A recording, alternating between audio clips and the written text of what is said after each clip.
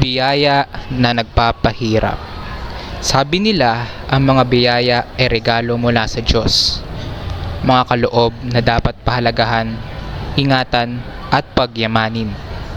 Ngunit, paano kung ang biyayang ito sa maling panahon at maling pagkakataon ay maging sanhi ng pagkawasak ng pangarap at kinabukasan?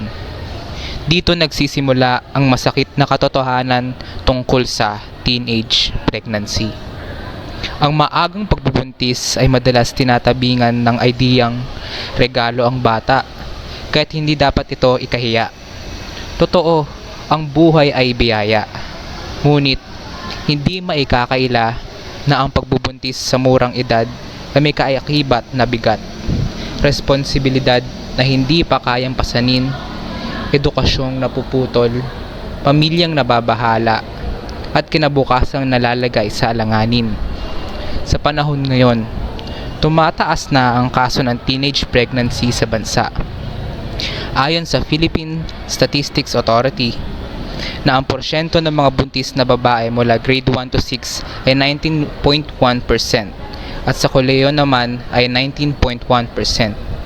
Ang mga datos na ito ay lubos na nakakabahala.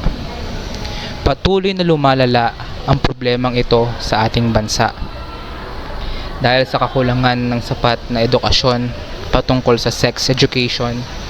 Maraming kabataan Pilipino ang nawawala sa landas, at dahil rin sa pagiging tabu ng ganitong usapan, maraming Pilipino ang natatakot na ito ay pag-usapan. Ang biyayang dapat sana'y nagbibigay saya ay nagiging pasaning nagpapahirap. Hindi biyaya ang isang bagay kung ang dulot nito sa iyo ay pahirap imbis na kasiyahan.